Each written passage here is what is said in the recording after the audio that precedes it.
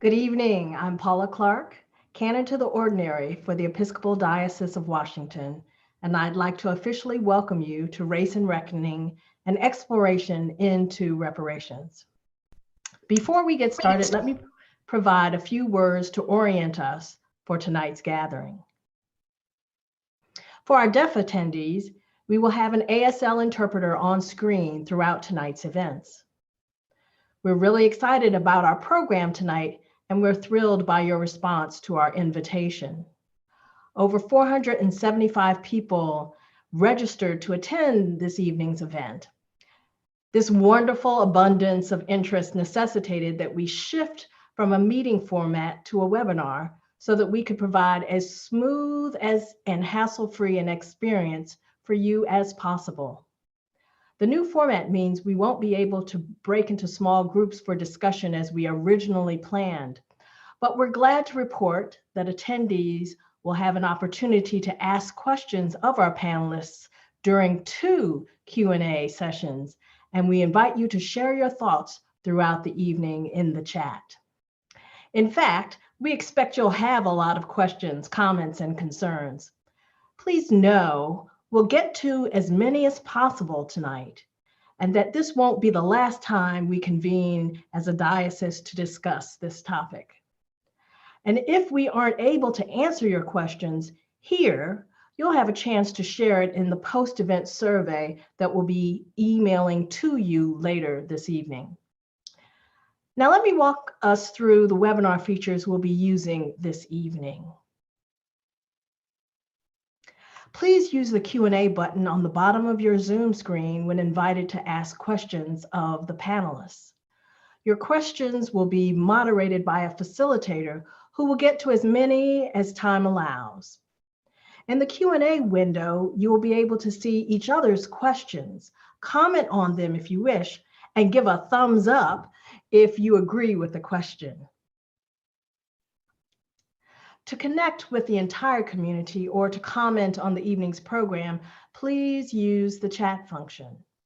To chat with everyone, you go to the chat box and select all attendees and panelists to ensure your message reaches everyone. Note that you cannot chat privately with other attendees.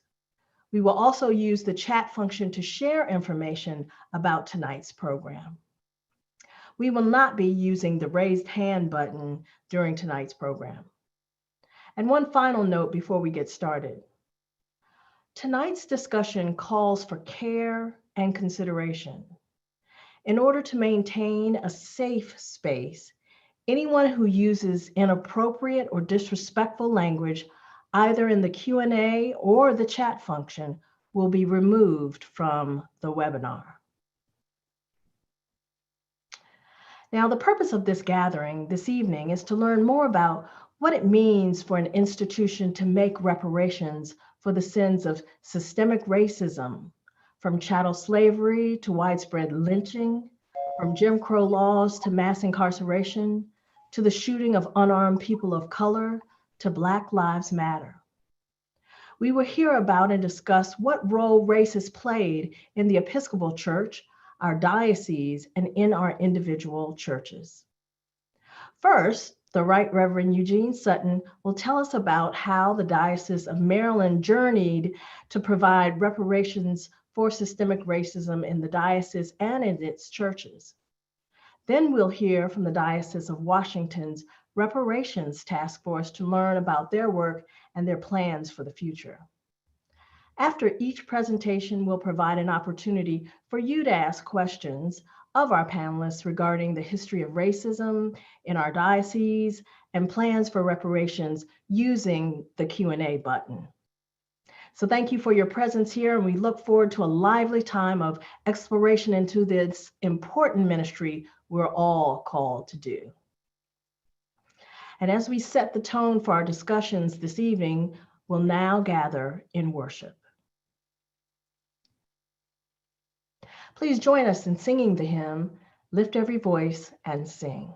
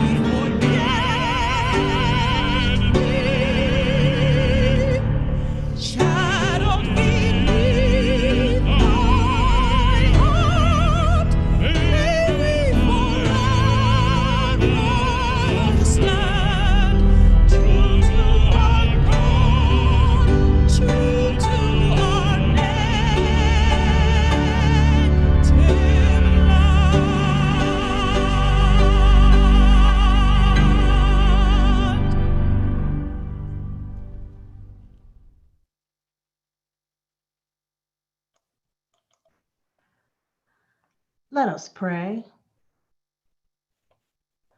Almighty God of Moses and Hagar, creator and redeemer of us all, we come to you in thanksgiving for your liberating promise of justice, where all your children will one day be free. We offer thanks for the ratification of the 13th Amendment, which brought an end to chattel slavery in this land. We offer thanks for the work of those abolitionists who fought tirelessly to end the sin of chattel slavery, remembering especially the too often overlooked Black abolitionists, such as Frances Ellen Watkins Harper, Henry Highland Garnett, Sarah Parker Redmond, William Still, and Frederick Douglass. Grant us, liberating God, the moral wisdom, moral leadership, and moral courage to continue the work of freedom until our world and society becomes a place free from the sins of white supremacy, anti-Blackness, or anything that would betray the justice that you promised all your children. Help us, O God of the disinherited, to be church and thus to lead the way to a world free from the pleas for Black lives to matter, because they will matter. Help us to never be content until that time when heaven has come to earth and all of your children are free to live into the fullness of their created potential. Amen.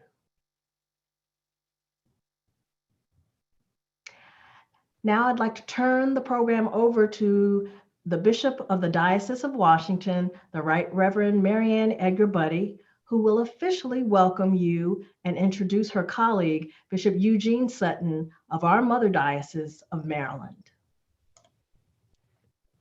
Thank you, Canon and Bishop-elect Clark, and good evening, everyone. I add my welcome to this very special Diocesan Convention program, Race and Reckoning, an exploration of reparations. At their Diocesan Convention in September 2020, the Episcopal Diocese of Maryland passed a resolution committed to creating a $1 million seed fund for reparations. This was the culmination of extensive work of studying the history of chattel slavery in the diocese and in their parishes. At their 2019 convention, the Diocese of Maryland unanimously passed a resolution affirming the principle of reparations. And the Diocese of Maryland's next step is, and I quote now, to contribute money to programs in the Black community that will help repair the breach that is systemic racism in Maryland and the United States and build up impoverished Black communities, unquote. The effects of systemic and institutional racism continue with us today. The Diocese of Washington is honored to have and indeed welcome back Bishop Eugene Sutton with us this evening to hear about the Diocese of Maryland's sojourn, to recognize their complicity in the institution of slavery and the continual effects of systemic racism, and their establishment of a reparations fund. We look forward to learning more about this process as we follow our Mother Diocese and embark on our own journey of reckoning and exploration to determine our complicity with institutional and systemic racism within our diocese, our parishes, our communities, and ourselves.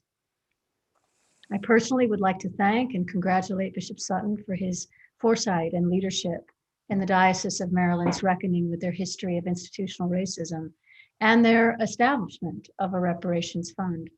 And thus it is my pleasure to welcome my colleague and our friend, Bishop Eugene Sutton, to address us. Well, thank you, Marianne, and thank you all for having me here this evening. This is really a special moment for me for so many reasons. I was born and raised here in DC, a product of DC public schools. I was raised a Baptist, not Episcopalian, a shouting Baptist, by the way, which means I shouted and clapped and stomped and hallelujah'd my way into the faith. And of course, now I'm an Episcopalian. But if any Baptist threatens to come out tonight, just know I've got it under control. The Diocese of Washington is just very special. I've spent a lot of time in the Diocese of Washington, and I've served at St. Margaret's and St. Mary's, Foggy Bottom, St. Margaret's, and on Connecticut Avenue, and then St. Columba's on staff there for a while, and then at the Cathedral for spiritual formation, and then canon pastor. And then about 12 and a half years ago, elected bishop here in Maryland.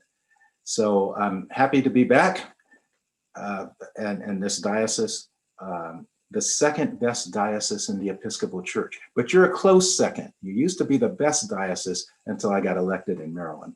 But our fraternity and our affect for one another, affection is just very large. And thank you, Mary Ann. Mary Ann Buddy, as you all know, she's a leader in the Episcopal Church, and her commitment to justice and peace and the gospel, and especially her words, the last several years have really touched many of us in America. So thank you for having me. So I want to talk with you this evening about race. Ugh. That's something that a lot of us don't really want to be talking about. And I've given several addresses on this in the last couple of years. I am reminded of what one woman said, Bishop Sutton, you know, every one of your speeches is better than the next. And so I'm teeing this up for my next speech. But let us begin. As Bishop Mary Ann said, on May 12 of 2019, the Episcopal Diocese of Maryland made history, because it was at that diocese that we did affirm the principle of reparations, and they affirmed my pastoral letter on why the need for that is so great.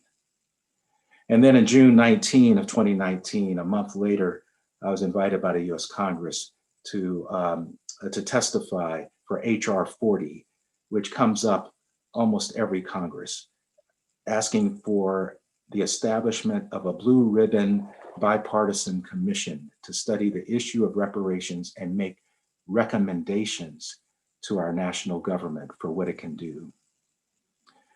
And then in September 19 of 2020, last fall, that's when we voted for the money. We purposefully separated out the issue of reparations from the amount of money, because we found that when you start talking about money, people wig out. And it's very hard for them to look at the issue itself when they only see dollar signs. So it was in September, it had to be delayed because of COVID. It would have been last May. That's when we voted for $1 million with over 85% of delegates at the convention voting affirmatively. It was a little less than unanimous because, again, it was money, and we couldn't identify right then where some of those resources were going to come from, because procedurally we could not. So here's the question: why did this over 90% white diocese, very diverse, Republican and Democrat, liberal and conservative, rural, suburban, urban, from Appalachia in Western Maryland to Southern Maryland, the suburbs of Baltimore and Baltimore itself, and the exurbs of Washington and Annapolis, why did almost 90% of this 90% diocese say, yes, we're doing reparations? That's what I want to tell you about. We did it, first of all, because race relations is at a poor, we're at a poor level in America. That issue of race, it's so difficult. And we want to avoid conversations about it because it's so ridden with many emotions: anger and guilt, sadness, anxiety, and hopelessness. So I'm not going to try to overload you in this 30 minutes with more than you can handle in one presentation. But I do want to give you some things to think about as the Diocese of Washington proceeds with where you want to go on this issue. And oh, prepare yourself to get angry at me at some point in this talk, okay? Don't worry, you're supposed to be angry, you're supposed to get mad. And so it's part of the process, and it's fine if you get angry at me or for anything I say. Alrighty? Good, we're set to go. If you ask most Americans, are we as a nation better off now than we were 50 years ago during the King era, the answer would be sobering. On this, we are all agreed. The Pew Research Center 2 years ago, almost 2 years ago, said this: a majority of Americans say race relations in the United States are bad. And of those, about 7 in 10 say things are getting even worse. And significantly, even most white people don't feel good about where we are.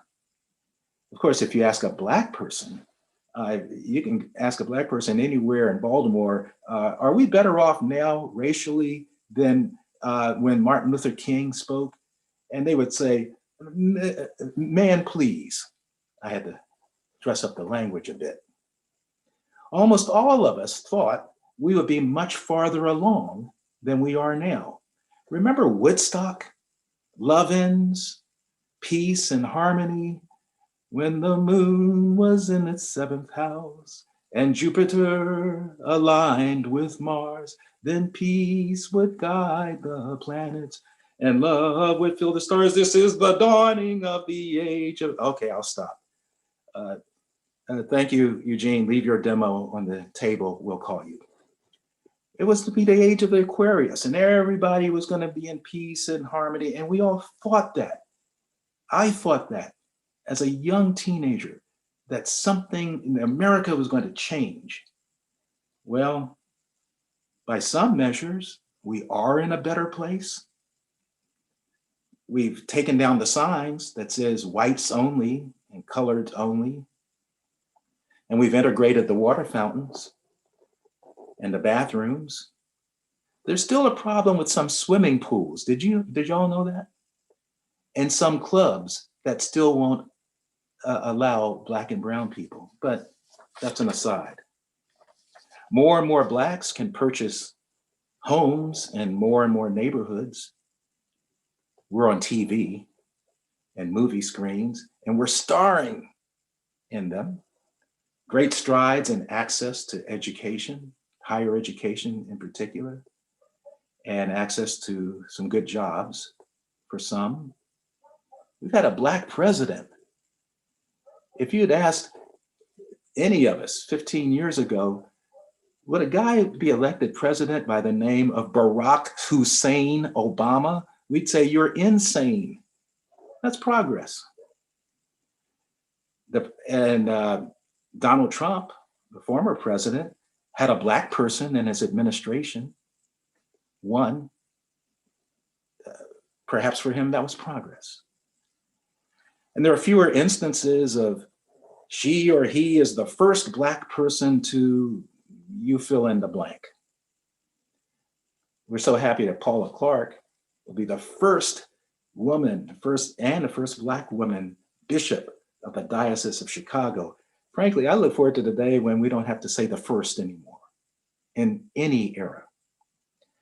When I was elected in the Diocese of Maryland in 2008, I'm well aware of the fact that I was elected on the first ballot, but I'm aware of the fact that 40 years earlier, I would not have been welcomed as a worshiper in at least half of the churches in the Diocese of Maryland. That in the space of 40 years, that's progress. And so I don't want for a moment to minimize the very substantial gains in racial justice over the last 50 years. We can all celebrate the tremendous strides that have been made in racial attitudes in our nation. And we're very proud of the accomplishments of the many Black individuals who have overcome great odds to achieve success.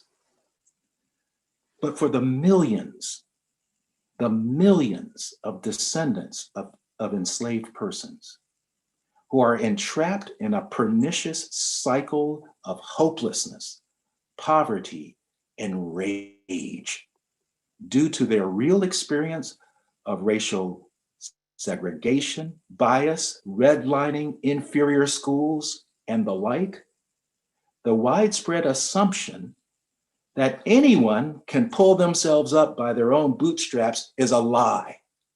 It's a lie. They know that the odds are stacked up against them on so many fronts. They cannot change their environment. They cannot change the color of their dark skin. These days, it certainly doesn't feel that we are closer to being a more racially harmonious society than we were when Martin was cut down by a white supremacist gun in 1968. You know some of the stats. The wealth gap. Did you know that in 2016, the median Black household's wealth was roughly 10% of the median white household of wealth? You don't hear that a lot in this nation. The median figure, by the way, for Black households is $17,000.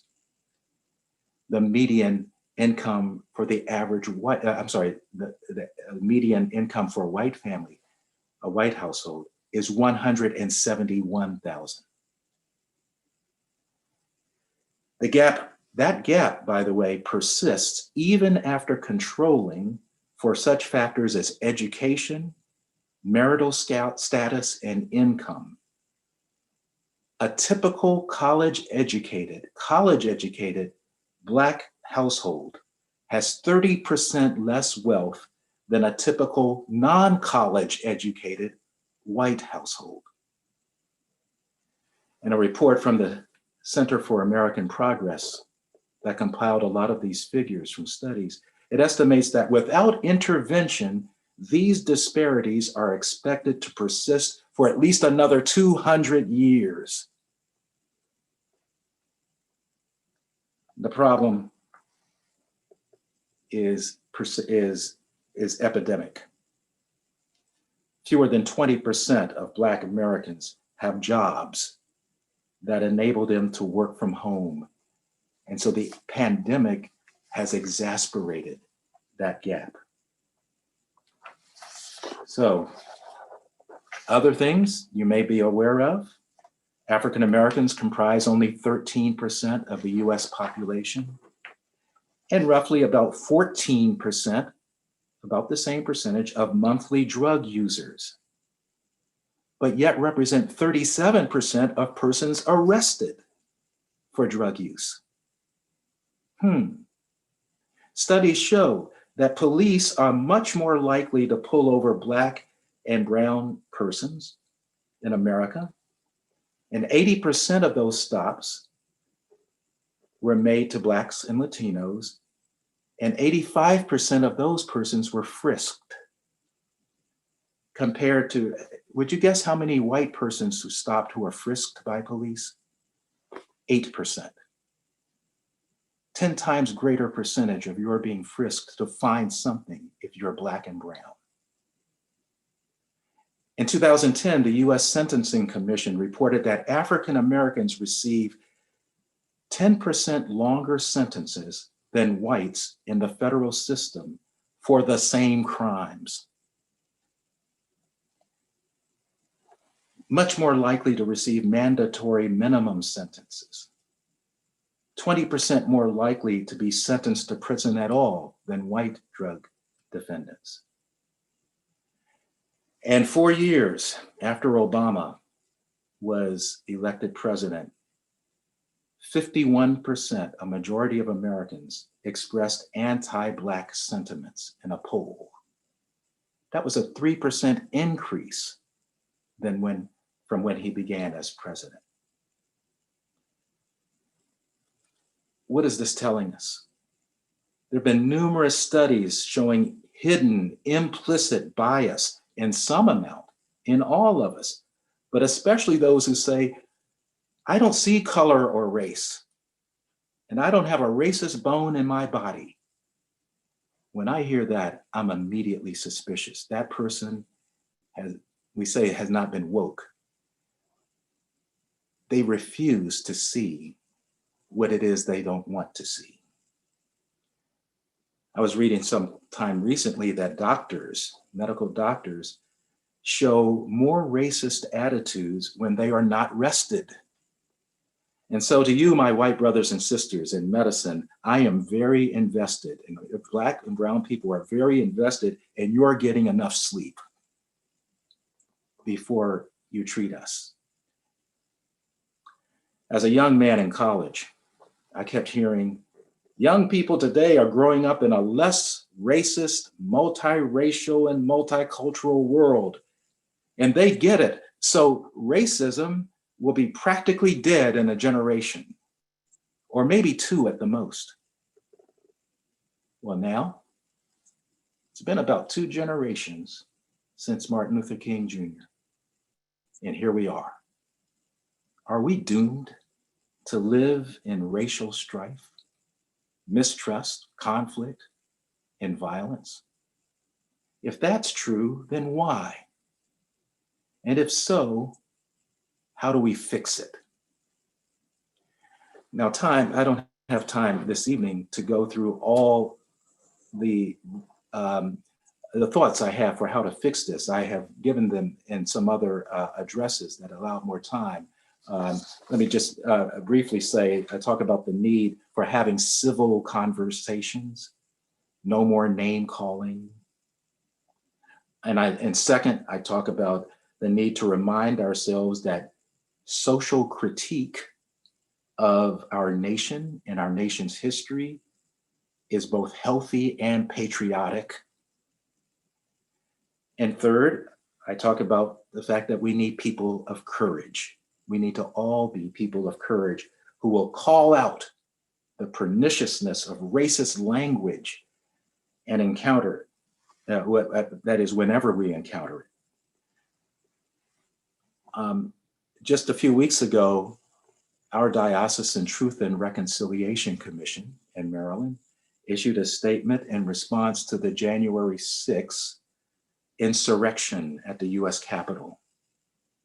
And our TRC pointed out the white supremacy in that insurrection,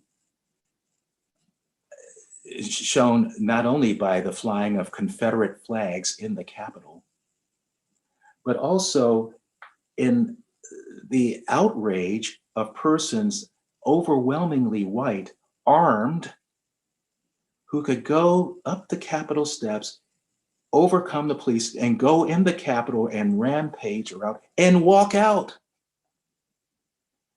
My sisters and brothers, be honest. If they were Black and brown protesters, Black Lives Matter, with guns going to the Capitol and going inside, do you think they would even get in, much less walk out? So our TRC, Truth and Reconciliation Commission, said, there's work to do because there's racism involved in that. And some of the letters we got back and say, how dare you say that there was race involved in that? Confederate flags flying? And he saw no racism? Maybe 10 years ago or so, I would have tried to reason with that person. But I'm going to tell you all, my friends, right now, I'm getting too old for this. And I have less patience and not being able to just call it out.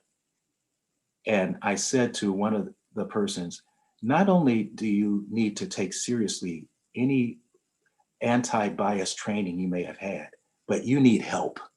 Seek help.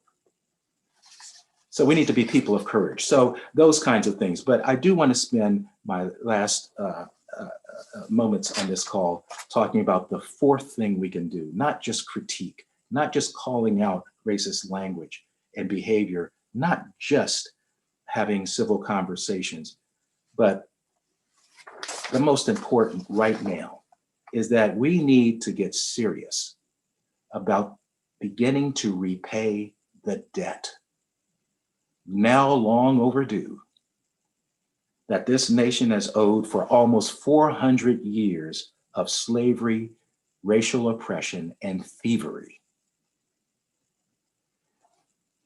Why reparations? Two reasons. One is because it can actually help fix the problem we have in racial attitudes today. You know that despite their generally negative assessments of the current state of race relations, Americans tend to say that most racial and ethnic groups get along fairly well with one another. About 6 in 10 in this survey, 60% or more, say that this is the case for whites and Asians. They get along pretty well. 88% said those groups get along very well. Hispanics and Asians, say 73% of them saying, oh, we get along fairly well. Blacks and Hispanics, almost 2/3, say we get along very well. Whites and Hispanics, again, almost 2/3, we get along very well. Blacks and Asians, over 60% of Blacks and Asians say we actually get along fairly well. But then ask the question, how well do whites and Blacks get along? And then the numbers go down precipitously. Among those who gave a rating in this particular survey I'm referring to, only 50% say whites and Blacks get along very well. And 49% say they don't get along well at all. It's the only pairing that there's not a majority of people that say race relations are good. I wonder why. Why is there such a significant age group, a significant gap between race relations of whites and Black people? What happened in our history that causes that dis-ease in relations? Well, you know why. It's in large part because in 1619, white people enslaved Black people, by and large, not all white people and not all Black people, but most. And then for at least the next 110 years or so, until the end of the civil rights era, let us say around 1970, many white people made it nearly impossible for Black people to get a good job, good housing, good education, good health care, even by law, and fighting every piece of either legislation or rules to try to redress that, and saying no to almost any effort to address the wrong of 350 years of thievery. And where was the church in all this? The church blessed it. We blessed it. This 350-year period of overt, constant, and pervasive oppression has left a scar, not just on Black persons, but on the souls of white persons. This nation has never, as a nation, apologized for these centuries of monstrous conduct.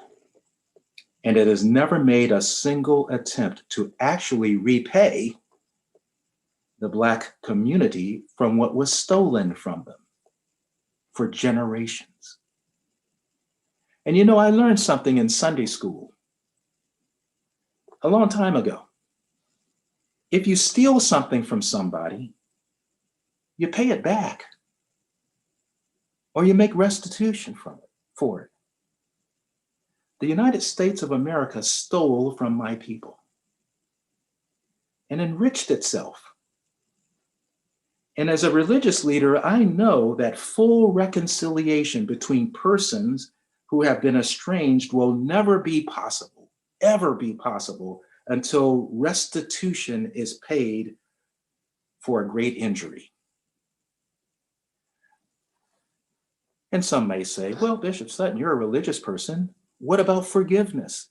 I'm for it.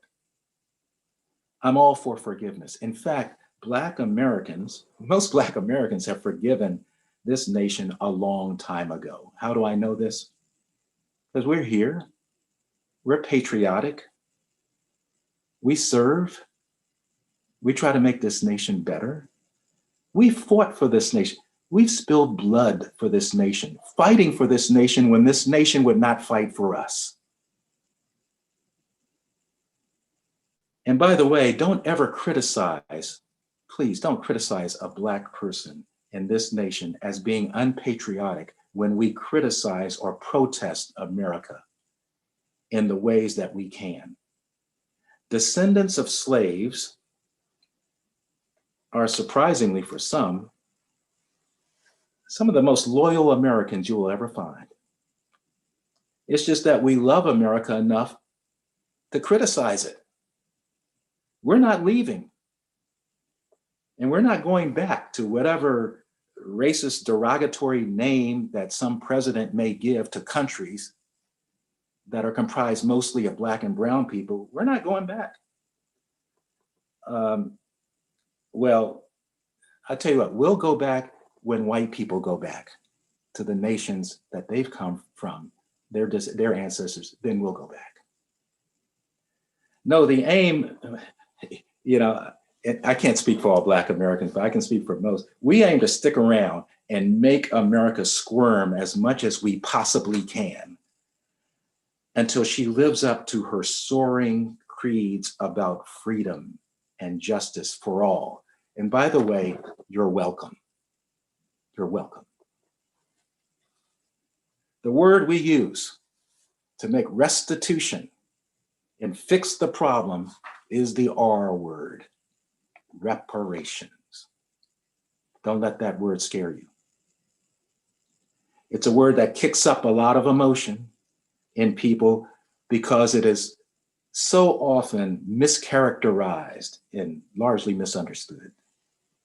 It's a complex subject that involves economic, political, and moral dimensions that are difficult to grasp without a willingness to engage more deeply than having a quick emotional response to the word. The issue highlights the racial divide among us. It creates varying levels of resentment and suspicion, and it accentuates a pain that has long plagued our country since its founding. And I believe it's that pain that causes a lot of the resistance. When you say reparations, you're bringing up pain. But any doctor or patient will tell you, if you want to get well, it's going to have to hurt. You may have to do surgery. You may have to have procedures. It's going to be uncomfortable, but you will get better. But no person facing, say, a diagnosis of cancer, when the doctor says, well, I think we have to do surgery, will say, no, don't do surgery because that'll hurt. No, that's part of the healing process. Reparations then quite simply means to repair that which has been broken. It's not just about monetary compensation. An act of reparation is an attempt to make whole again, to restore, to offer atonement, to make amends, to reconcile for a wrong or an injury. Everyone living in our society today has inherited a mess. All of us have inherited a mess created by the institution of slavery.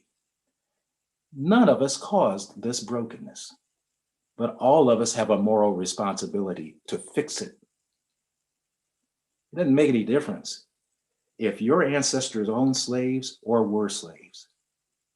It doesn't make any difference if you were a recent immigrant or have been here in your family for generations. We're all in this mess. For generations, the bodies of Black people in this nation did not belong to themselves, but were bred, used, and sold for the purpose of attaining wealth. Our nation prospered from this evil. and many of our institutions profited as well, including, sadly, the Episcopal Church. However, as we've learned from both builders and moral leaders, a structure built on a broken foundation cannot hope to stand. It must be repaired. This is why the prophet Isaiah, in Isaiah 58, beginning at verse 6, said this: "Why do you fast? Is not this the fast that I choose? To loose the bounds of injustice, to undo the thongs of the yoke, to let the oppressed go free, to break every yoke. Is it not to share your bread with the hungry, to bring the homeless poor into your houses? When you see the naked, to cover them and not to hide yourself from them. If you remove the yoke from among you, the pointing of the finger, the speaking of evil, then the Lord will guide you continually and will satisfy your needs in parched places. Your ancient ruins shall be rebuilt. You shall raise up the foundations of many generations. You shall be called the repairer of the breach, the restorer of streets to live in." We have a yoke, people. We have a yoke. And it'll be loosened, the prophecy says, if we repair that which was broken. How do we repair the breach? Just some things to keep in mind. We can better see what reparations means by describing what it is not. First, reparations is not throwing money at the problem of racism. I find that image offensive. When people talk about throwing money at something or someone, it's almost always referring to the poor, and especially to Black and brown people. It's like throwing paper towels at Black and brown people. You never hear a rich school district is throwing money away at the problem of education, or they're throwing money at education. Their schools are well funded, have buildings that work, roofs that don't leak, adequate school supplies and programs. But when the conversations come, in my city of Baltimore, when the conversation comes to having those same resources available to Black and brown students, then we hear, well, you can't throw money away at those problems. I find it offensive. Reparations is not throwing money at a problem. No, it's an emotionally healthy effort to repair a broken system that results in broken lives. Some of that effort involves money, but it's not all about money. And why do you do that? Because of that gap, I was saying, and it continues today. The problem of racism. Did you notice last fall, Citigroup did a study? This is Citicorp with Citibank and Citi Cards. And they say over the last 20 years, the gross domestic product of the United States lost about 16 trillion with a T, $16 trillion because of race-based inequities. They concluded that the cost of racism would cost the US economy about $1.5 trillion through 2028. And they agree that the status quo is a drag on growth in the US. And what that report underscores is what the chairman said, that racism and race-based inequities in our economy are a tariff that's levied on everyone. And so one way to think about reparations is you're going to pay. You're going to pay, but are you going to pay in a healthy way, or are you going to pay the cost because of race-based inequities? Citigroup concluded that closing the gap 2 decades ago would have freed up almost $3 trillion in income in America if we could get rid of racism and get wealth into the Black community. That, I might add, was stolen. Well, my people, I know I've got to wrap up. And so just allow me just another few minutes.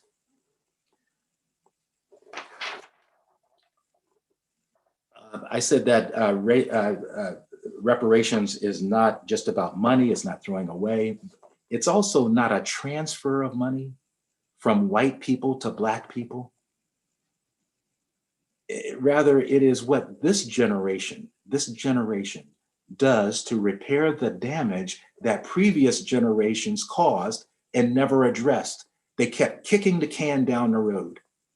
The first calls that I've researched, a call for looking at reparations for newly freed Blacks when that happened in the 1830s by a US senator. He raised the issue, we're going to free them to what? But it never happened. It never happened. And by the way, reparations is not a new thing in America. Reparations were granted to many white slave owners after the Civil War to repay them for the damage of the war, never to Black people. Where was the outcry when Japanese Americans received reparations for their illegal, immoral internment during World War II? When President Ronald Reagan signed the order for each of those households to receive monies, there was no great outcry. The Episcopal Church has even affirmed the principle of reparations for other groups, going back as far back as 1979, when we called for reparations for the indigenous people on the Hawaiian Islands. 5 years later, we called for reparations for the Japanese church to repay Latin Japanese and Koreans during that war. Just many, many instances, but it's not lost on African Americans that when it comes to Black people in America, then we have a problem. Well, there you have it. And then third, reparations is not writing a check to individual Black citizens of the United States. For one thing, that would be unworkable. You have to define who's Black, what's a race, what Black persons can trace their ancestry to enslaved persons, and what about interracial marriages? If her mother came from Germany and her father was a descendant of slaves, does that person get a half amount? It's unworkable. And also, it would not really undo the damage caused by 350 years of slavery and economic oppression. So it's not checks to individuals. It's a serious and sustained effort to strategically fund initiatives that are geared to counteract systems that leave millions of Black residents entrapped in communities of poverty, violence, crime, and despair. The fact that there are millions of our sisters and brothers in these communities is not an accident, and it is not their fault. The system is constantly working against them on so many fronts.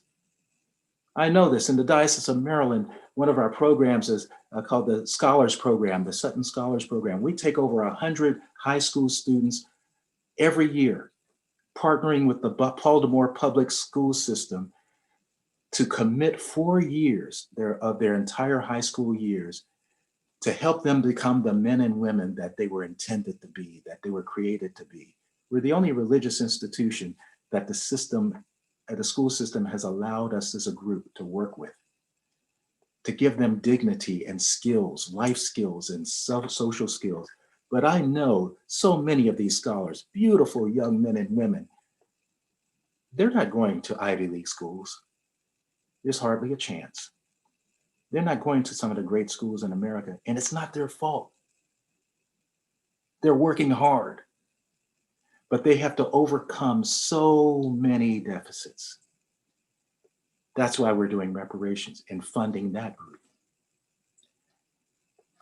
And then lastly on that, reparations is not financial aid.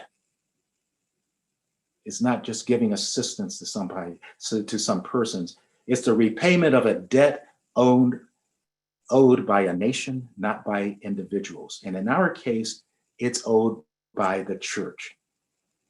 The Episcopal Church is not known to be the church that primarily was against the system of slavery. And for the next 110 years, the Episcopal Church was not in the forefront for racial justice in America, with some very notable exceptions. But we got rich. My diocese got rich, and so did the Diocese of Washington. We were all one diocese until about 100 years ago, and we researched, parishes researched, how their buildings that were built by slave labor, and their churches, and some of the churches were more culpable than others of maintaining a system of segregation and discrimination since slavery. So for us in the Diocese of Maryland, it meant this amount, $1 million. By the way, when I testified in Congress for what the nation could do, I actually gave a figure. Let's look at this figure of $500 billion. Even last year, that seemed like a whole lot of money, but now the US government is doing $1 trillion here and $1 trillion there. I think 500 billion is a bargain for 400 years. But what would $500 billion do in funding initiatives in the community? So for us, it was 1 million. Why $1 million? Impact. It needed to impact us. It represents about 20% of our annual budget. And we're getting those resources from endowments that have been created over centuries. But also we've asked people to contribute to it, all our congregations, and we're just on the front end of that. I will have you know as well that we've already received well over $100,000 in checks from persons, mostly non-Episcopalians, who have just heard that a church is really trying to put their money where their mouth is and do something about that. And checks are still coming in, and we haven't even asked the public for it yet. And so $1 million, it's going to affect us still though, but also we wanted to impact communities. And what we're looking at is that we've established, and I will end with this, we've established a reparations committee, broad-based committee of people from around the diocese to entertain proposals and look at measures to help school systems. And then we may go to healthcare and job creation and maybe to nursing homes where so many widows are entrapped in poor nursing homes because their spouses, neither they nor their spouses ever had the wealth to retire in dignity. So my brothers and sisters, in closing, here's my challenge to the Diocese of Washington. Do a bold thing. Do the right thing. Make it big. Be bold. And don't wait for you to get don't wait to get comfortable about reparations.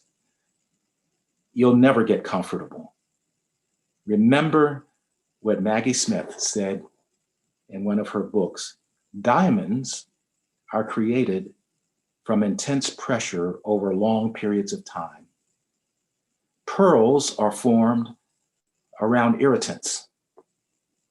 Precious things are made from discomfort. So may you be discomforted and may you act. May God bless you and your efforts, and may God bless the Episcopal Church. Thank you. Thank you so much, Bishop Sutton, for your wonderful and informative and challenging presentation. We really appreciate it. You shared with us much food for thought as we in the Diocese of Washington embark on this, our own journey of exploration and reckoning and considering how we will make reparations for the sins of systemic racism. And now I have my colleague, the Reverend Peter Jarrett Shell, Rector of Calvary Episcopal Church in DC and chairperson of our Reparations Task Force, with us this evening, who will moderate this first question and answer section of our program. All are invited to ask questions of Bishop Sutton about the history and context of race relations and to interact with his presentation. He gave us challenging words and asked us to engage with him, so this is our opportunity. So please use the Q&A button. Some of you all already have been using it, but use the Q&A button specifically to pose your questions to Bishop Sutton, and the Reverend Jarrett Shell will in turn ask as many questions as time allows. So feel free to begin writing your questions and continue to do so in our Q&A. Thank you. And just one further instruction. As you're looking at the Q&A, if you have a question, you might want to scroll through first and see if basically that question has been posed before. There's a little thumbs up button, and if you hit that button, rather than retyping the same question, that question will pop up higher in the queue, so we'll know that that's something that people have an interest in. If you're watching us on our YouTube channel, go ahead and type that your question into the comments, and we'll do our best to kind of field those from both sources as well. Bishop Sutton, again, thank you for indulging us with this Q&A session. There is one question that's really immediately popped up in people's interest. How did the Diocese of Maryland engage congregations in conversations ahead of the votes at each convention? And we want to thank Michelle Dibley for that question. Well, know this, in 2006, the General Convention of the Episcopal Church finally called for dioceses to begin discussions about reparations. The Diocese of Maryland and the Diocese of New York, especially, these two, began those intensely. So when we took a vote in 2019, it had really come from at least 15 years of talking about it. And talking about it means educating persons about it. We ramped up our work in anti-racism training, but also made pilgrimages. I, as a bishop, went with several other people in busloads. Mary Ann went with us on that first trail of souls, of going around to parishes and helping them, hearing their stories of their research of their history with slavery and Jim Crow segregation and racism.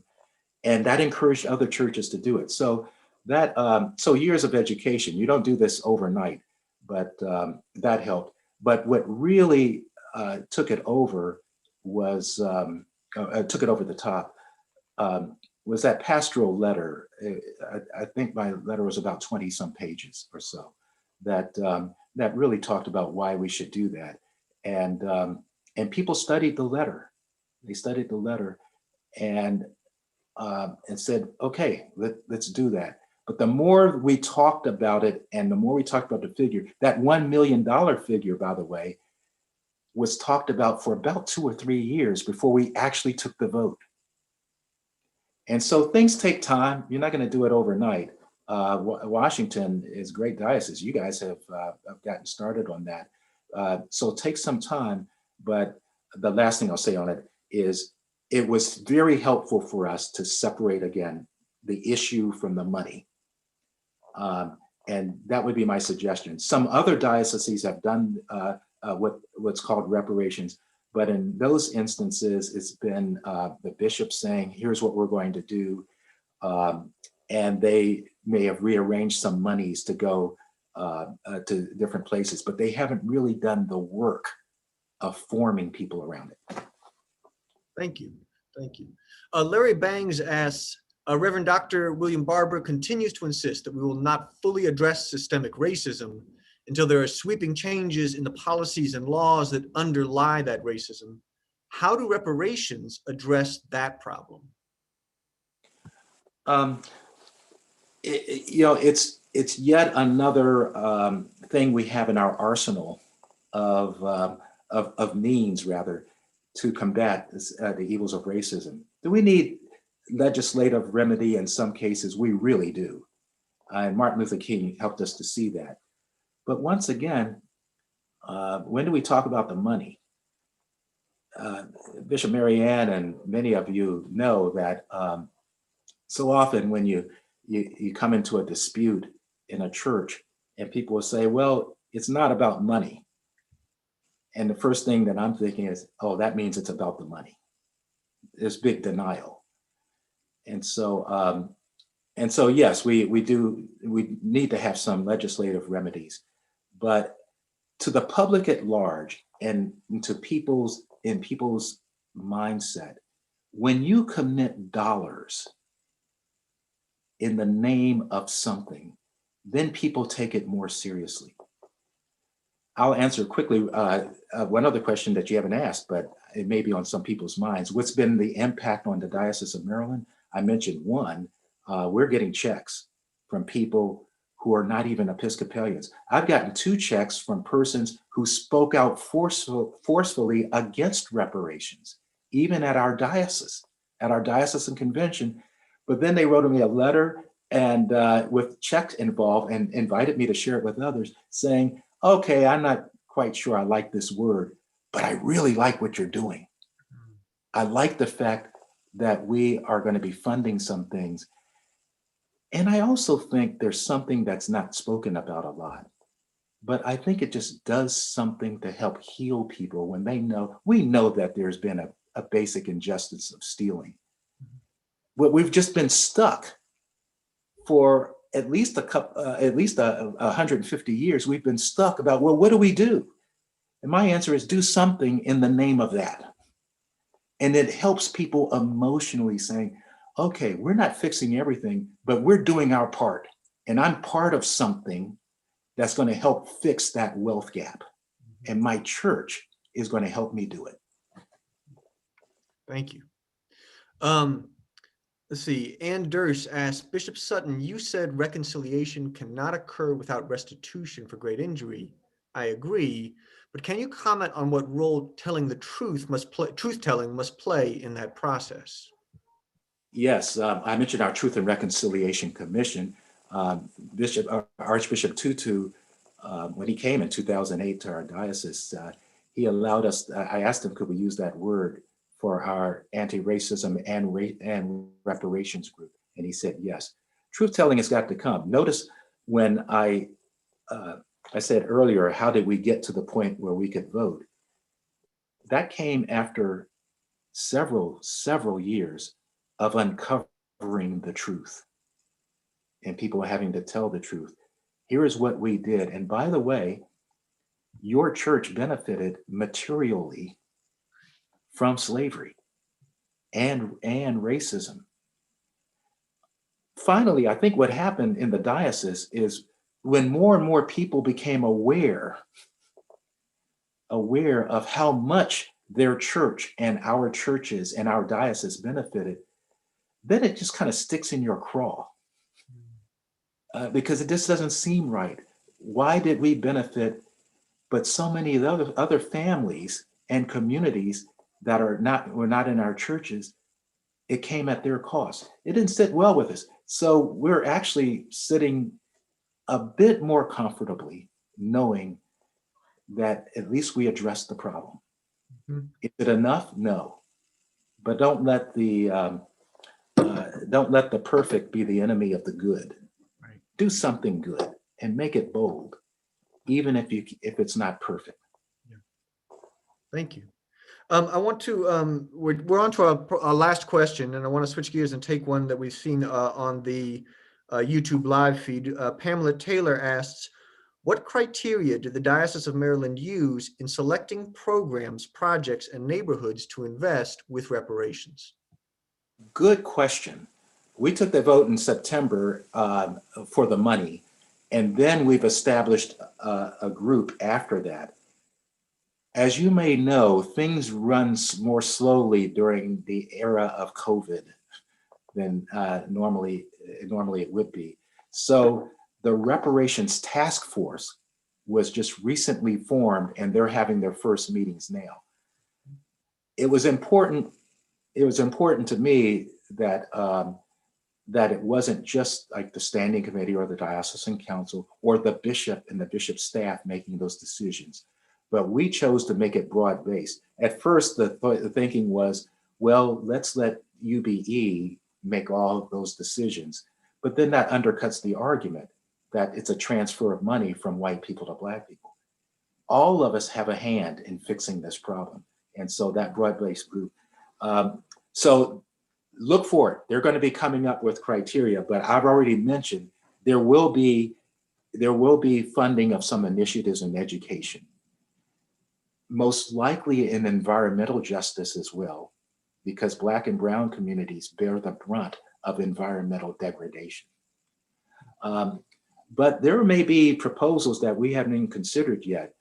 But don't, if anyone ever makes the argument, well, I'm not going to vote for any money until I know what it's being spent for.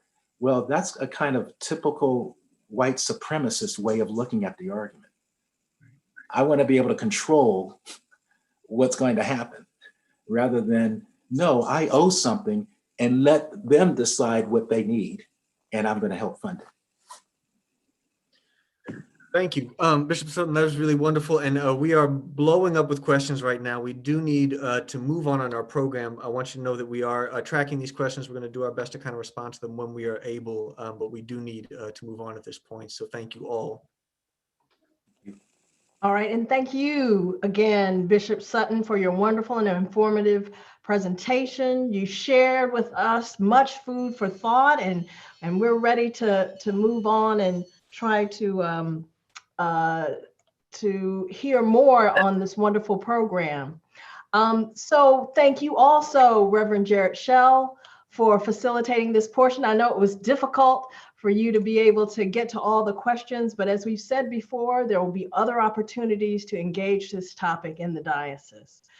So now we're going to give you an opportunity to have a 10-minute break so that you have a chance to have a little tiny break between our segments this evening. And so let me say that we'll reconvene at 7:51.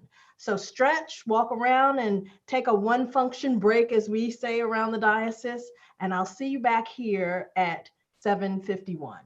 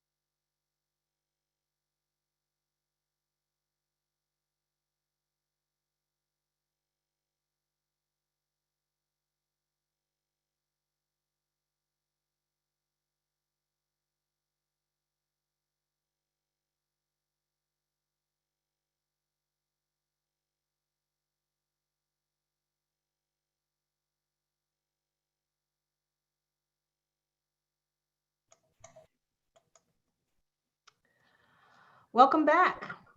And now we will continue with our program. Over the last few years, many in the Diocese of Washington have begun to seriously consider the history of race and reparations in our diocese.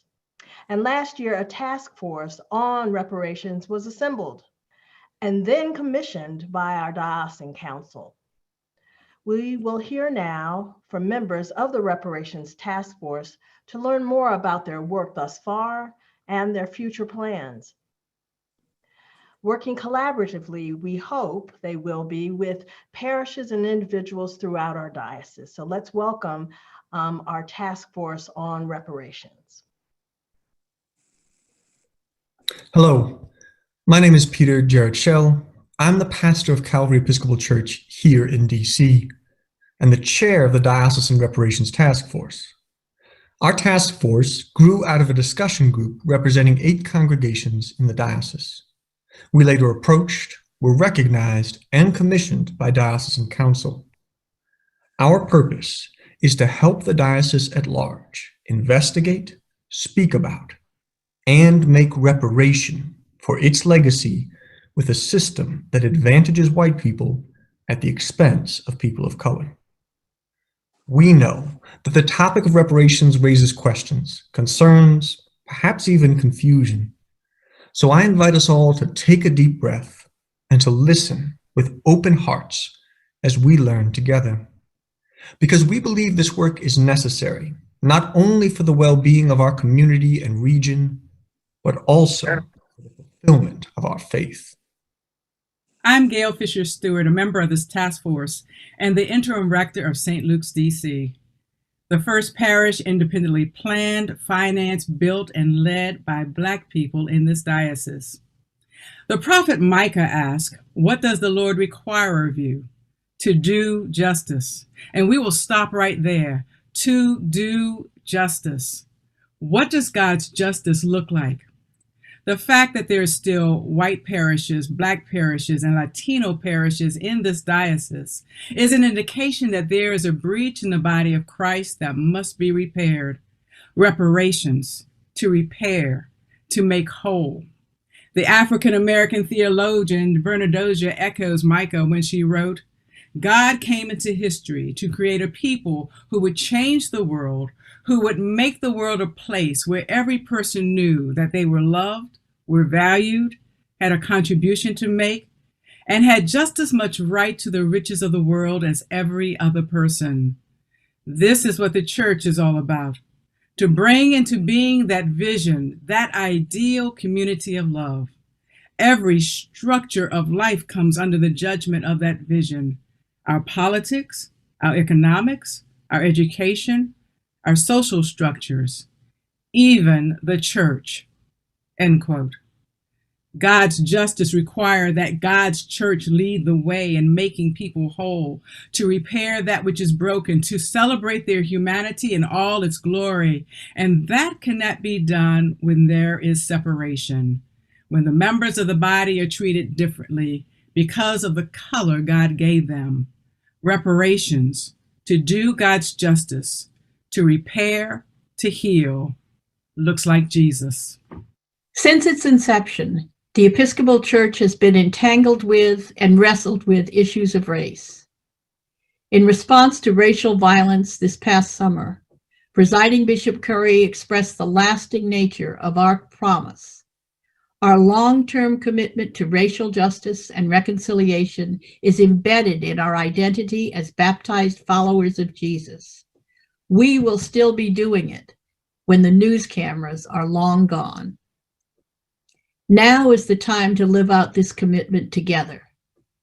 We encourage all congregations exploring and understanding the role people and parishes of what is now the Diocese of Washington have had in chattel slavery and the continuing racial inequity in society. We are not alone in this work. In addition to the Diocese of Maryland, the Dioceses of Texas, Long Island, New York, and Louisiana are also exploring their history, and some have already committed significant resources to reparations. Educational institutions, including Princeton, Georgetown, William and Mary, Virginia Theological Seminary, and more have undertaken their own reparations initiatives. In our diocesan strategic plan, we, the people of the diocese, committed to work together for greater impact in our communities. As 2020 brought the deep racial injustices of our society into sharp focus, we realized as the body of Christ, our first priority must be to bravely uncover, understand, reckon with, and act to dismantle racism within ourselves, our faith communities, the diocese, and our locality. Good evening. My name is Franklin Robinson Jr., and I am a member of St. Thomas Parish in Croom and Brandywine, Prince George's County. So these are some things to keep in mind as we move into our historical discovery. The historical record is messy and sometimes painful. Native peoples were the original inhabitants, and all others are immigrants, whether free or enslaved. And Native peoples were all but dispossessed of their land by the end of the 17th century. And we are all still worshiping on land once inhabited by Native peoples. From 1692 to 1776, we were under the jurisdiction of the Bishop of London. From 1780 to 1895, we are part of the Diocese of Maryland. The Diocese of Washington was created out of the Diocese of Maryland in 1895. In Maryland, until 1776, support for parishes was legislated and relied on a tobacco tax. And many tobacco growers used indentured and enslaved labor to produce the crop. Some vestrymen and priests owned indentured and enslaved persons. Enslavement in Maryland didn't end until being outlawed in November 1864, though institutionalized racial injustice persisted. So from enslavement to Jim Crow, to segregation, to white flight and redlining, to the struggle for civil and human rights, to immigration justice, to Black Lives Matter. Every parish has a connection to this history of racial injustice. Our past can inform our future, be a lamp unto our feet, and strengthen our ongoing journey to fully realize the Great Commandment, to love our neighbors as ourselves. Thank you. The question of reparations, the work of it, is daunting, but we must start somewhere. To begin, we focused on two questions. First, what legacy does the diocese carry from the institution of slavery, beginning in the time of Maryland's colonial founding through until the end of slavery in 1865? And second, what can other institutional reparations initiatives teach us? What must we learn from directly impacted members of our community? What are best practices for making reparations? And what pitfalls should we avoid? We invite you to walk this journey with us as we learn together. I'm Enid Legess, co-chair of the Race and Equity Task Force, and I've been asked how individual congregations can take on the historical work of investigating and telling our story, our own story, with regard to race and racism. The congregations of our diocese are absolutely critical in this effort. We know that this reparations project, this initiative, began at the congregational level. We know that as a part of becoming beloved community, there is a strong truth-telling component. The success of our reparations initiative depends on each of us. It depends on the involvement and leadership from our congregations throughout the whole region. Understanding the complex and pervasive legacy of racial inequality, racial inequity in this diocese is dependent upon the compilation of each parish's story. And we know there is no single story. Whether your parish began prior to 1895 or after 1895, when the Diocese of Washington was formed. Many of us don't know the full history of white supremacy in our congregations. We've never had to know. We got here. How did we get here? And we believe that each of us, the we in this case, the task force, believe that each of us is called to learn this history and to share it. Truth telling means sharing, not just keeping it in your head, not just having it written down. Tell the story. Tell the truth of how your parish came to be in its current formation. Telling the truth in this instance provides us a racial audit. And with that racial audit, we can better assess what can be left behind, because you all know there's some baggage there that we could just leave back there. But what do we need to move forward? We have to know how we got here. We on the task force know that all of our congregations both shape and have been shaped by racial inequity. As I said before, there is no single story. We know that for us to be reconciled, for us to be whole together, there must be truth-telling. For us to repent, for reparations to happen, what are we working with? We need to tell our stories. And as Episcopalians, we believe God longs for us to be freed from, to be healed of this legacy of racial inequity. Keeps being put in front of us. We on the task force understand that there are varying degrees of help that might be needed. So I'm saying to you that if you need someone to walk with you, to hold your virtual hand, to talk with you, to listen to you, to cry with you, to get this work done, the task force is committed to providing counsel, encouragement, and moral support. The historians on the task force have assembled an outline for a research and community storytelling project. The idea is to help us open up and speak these uncomfortable truths. Copies of this outline are available in your convention packet. You can begin implementing this project today. Open it up, read it over, fill it out. What do you know? Ask others what they know.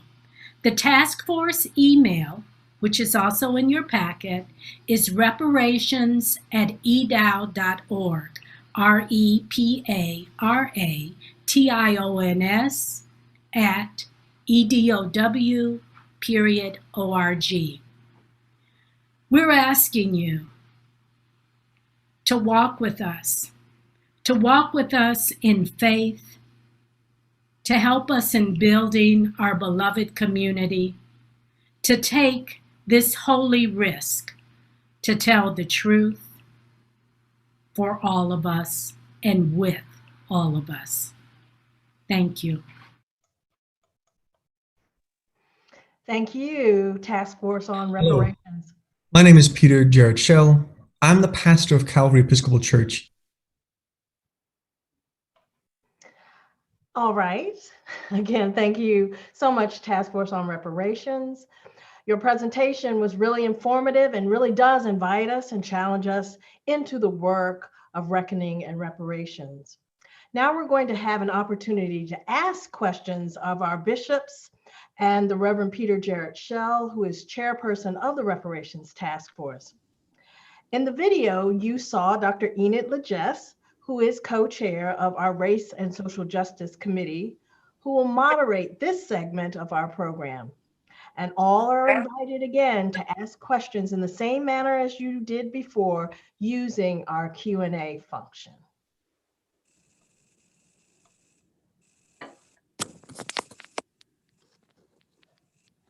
Okay, we have a question from before, And the question is, how do we initiate conversation within the community that will occur in an open and honest way? Bishop, I have some thoughts, but if you want to go ahead. Well, why don't you go ahead, but I also would like to ask Bishop Sutton if he would turn his video on so he could be part of the panel as well. I've been trying, but oh, here we are. Okay, Okay, thank you. There you go. Good to see you. Go ahead, please, Peter, jump in. Yeah, I mean, I think to a certain extent, we just have to be courageous and accept. I mean, Bishop Sutton, you touched on this. Just accept the fact that it is going to be uncomfortable, and I think setting for ourselves the expectation that it is going to be uncomfortable, it may be the most healthy thing we can do, because all too often we spend too much time tiptoeing around, trying not to get hurt, trying not to hurt one another's feelings, and like you said, it's like healing a wound. You know, nobody likes to get a splinter taken out of your thumb, but it's not going to heal until it's done. So I think the first thing we do is just set that expectation. This is going to be tough. Bishop Sutton, anything, or Peter? You're good. Okay. Another question, what are some immediate next steps for EDAO? I will start with that, and then Peter, feel free to jump in. This was a really important conversation and a signal to the diocese and a signal from the diocese that this is a priority. And so as part of the strategic plan going forward, one of our primary objectives in 2021 is to engage this work. And we can't go from 0 to 60, as Bishop Sutton said earlier. We have to do our work, which is congregation by congregation, region by region.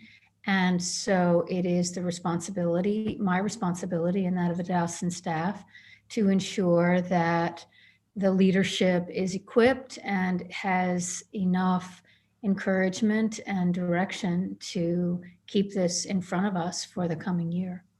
So I'll ask Peter if you have anything to add to that. No, I think that's it. I mean, I think the task force, Enid, as you mentioned in your part of the presentation, we've prepared a history project that you can take on right now at your congregation. Our group's historian, Franklin, who you heard from, has committed to kind of help walk folk through that. We're committed to kind of helping people in that process. But we think the first step, if you want to jump in right now, is to take on the work at a congregational level, and to accept the fact that all of our congregations are entangled with this history. But the history is different for all of our congregations. The way it shows up and what it means is different. And we need to first begin that work so we can dig into kind of what you were talking about, Bishop Sutton, about once we begin to see, tough questions like, where did the money for our church's founding come from? The major capital improvements, the buildings, where did that come from? When we begin to see that, then we see the stake that we have in this work. And so I think we want to start on that congregational level as kind of that important piece. If I can add just one other thing of encouragement in that. Again, that work is important to do the research, get the history, and tell the truth about it. Just know two things. The Diocese of Maryland, we do have an archivist that we've hired, and we have archives, and it grows by the day. So a lot of the records that we have, it's a common history. And so some of your people just know you're invited and to come, and our archivist can even point you to some materials that can help you in that. But even with all of that, just remember, again, what I said, we're all in the same boat. It actually, it doesn't matter, your commitment to reparations doesn't matter if your parish is a 1692 parish or if it's a 1992 parish. We all have inherited a system of oppression. We have a bit of shared history, and we all benefit or not benefit from that system. So we all have a responsibility to fix the system. I have one of my predominantly Latino congregations. They are contributing to reparations, and they had nothing to do with that with systemic racism. but they want to play a part. They want to play a part in fixing it. It's what this generation will do. I'm paying into reparations. I'm paying for reparations to fix a problem that helped enslave my ancestors. I'm not guilty about that. None of us are guilty, but I have a responsibility. So just remember that. Thank you. Is there a role for microeconomic programs at the parish level that would involve identifying needs of individuals, families, neighborhoods? Yes, absolutely. But just don't forget that the wonderful thing about our system is that we're a diocese. There are things that parishes can do. They know of individuals, yes. But when you can do things on a diocesan level, you can have greater impact than any one congregation. So that would be my encouragement to do both. Yes, congregation both, but contribute to a diocesan effort to address these issues. And I do think it's definitely a both and. I mean, the structure of our polity as Episcopalians intentionally mirrors that of, the government of our nation. And partly there's the same way that when we think about, when you learn civics in high school, you learned about how the states are often sort of laboratories for policy that get put on at the national level. And the same way for our diocese, the congregations are also kind of laboratories for initiatives that often end up moving at the diocesan level. I think it happens both. I was very heartened to see in your diocese, Bishop Sutton, the Memorial Church made this very substantial commitment on their own, and they did both parts. They contributed a significant part towards the Diocesan Reparations Initiative, and they also worked for local partnerships to say we want to have impact on this issue in our own community. So I think both things are really essential. Another question. Has the diocese, either one, Maryland or EDAL, partnered with any other religious congregations to partner up in this? Are there any plans to do so?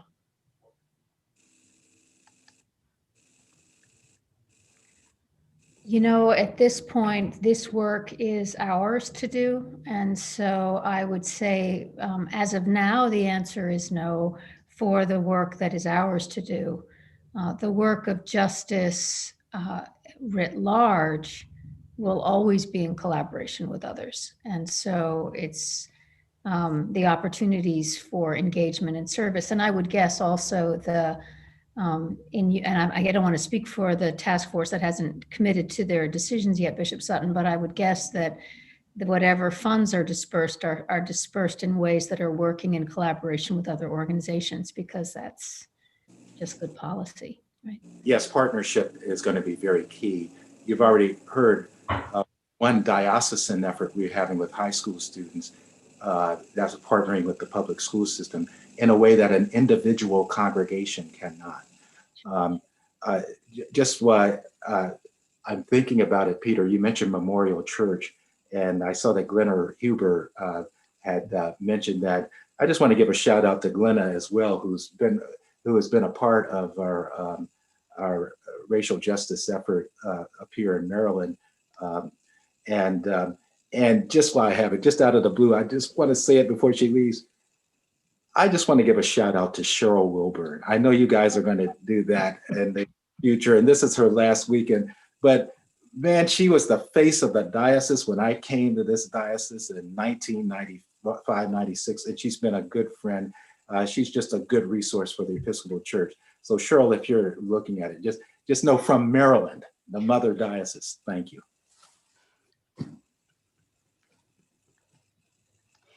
Bishop Sutton, what thinking went into how the steering committee on this topic was organized?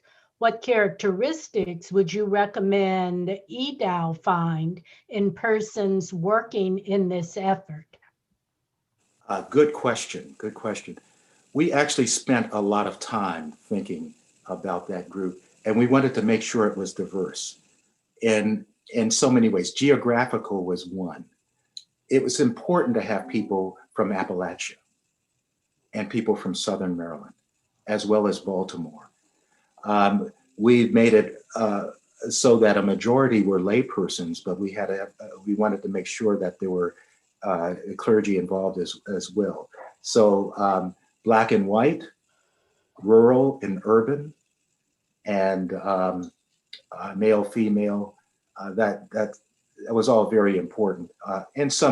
And also some diversity in age. We wanted some persons who've been around in the diocese for 150 years, and as well as those who are recently, some millennials on that as well. So that would be my advice, to make it as diverse as possible. One other thing about our common history.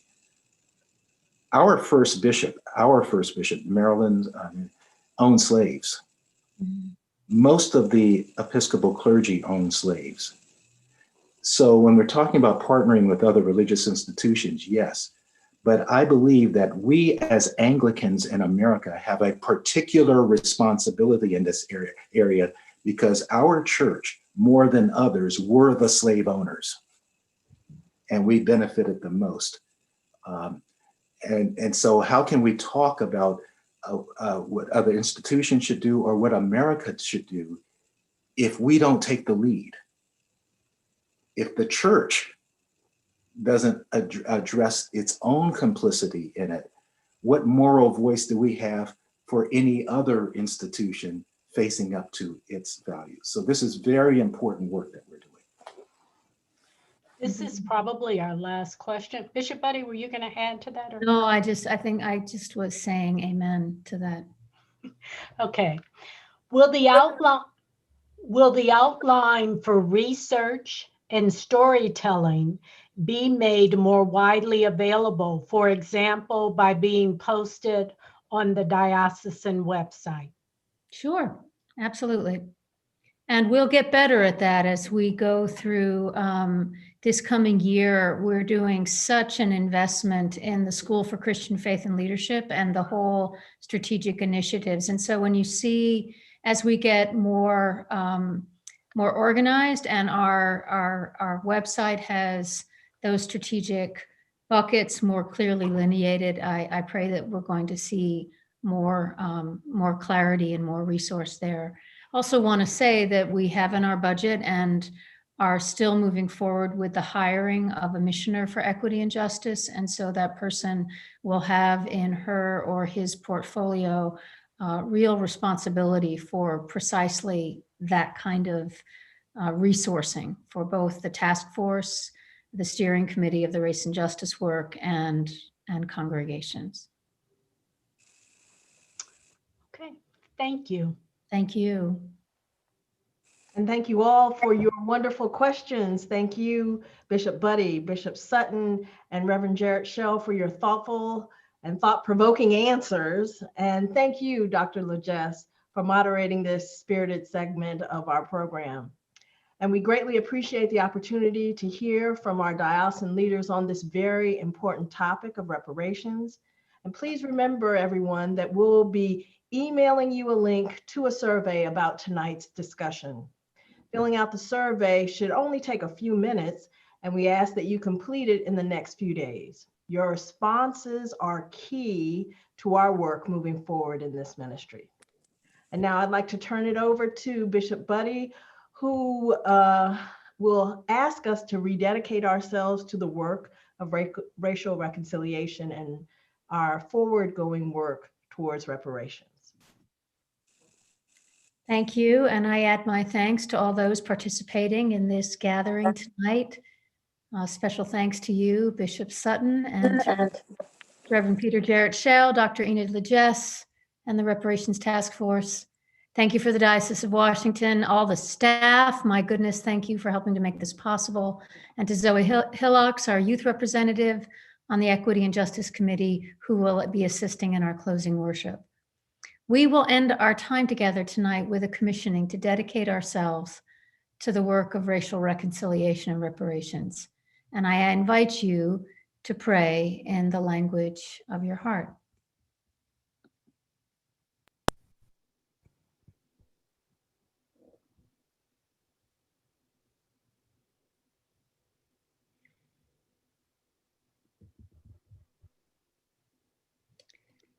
Dear people of God, we stand in the shadow of the prophets, crying out for justice and peace.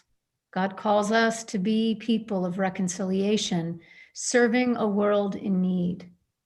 Courageous women and men have taken the risk of standing up and speaking out for the least and the lowest. This work involves risking ourselves for the sake of God's love, moving beyond ourselves in order to seek and serve Christ and one another. We are all called to the work and ministry of social justice, reconciliation, and reparations. And so I ask you now, will you persevere in prayer and fellowship? I will with God's help. Proclamarás la buena nueva de reconciliación y de las reparaciones, tanto en palabra como en hechos. I will with God's help. Will you strive to serve Christ? Will you strive to see Christ in all persons, both with whom you agree and disagree? I will with God's help. Intentarás acabar con lo que está roto por el pecado y la codicia humana. I will with God's help. Will you work toward dismantling the sin of abuse of power? I will with God's help. And now I will say in both languages, en el nombre de Dios y de esta iglesia, los encargo que se pongan en marcha, levanten la voz y traigan el reino de Cristo, nuestro Salvador. In the name of God and of this church, I commission you to stand up, speak out, and live into the reign of Christ our Savior. Amen.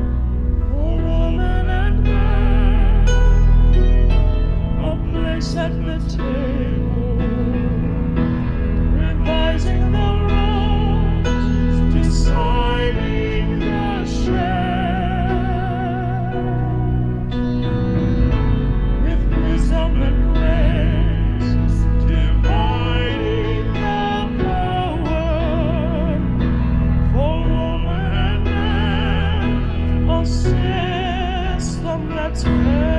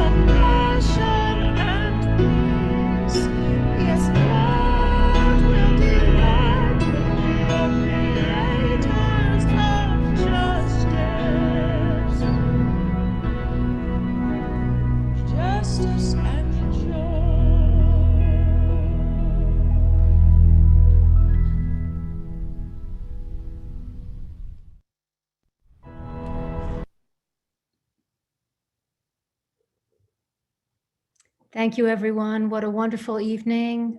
Blessing to be with you. For those who are coming back tomorrow morning for Diocesan Convention, the rest of it, we look forward to seeing you then. In the meantime, a blessed evening to you and to your loved ones. Good night.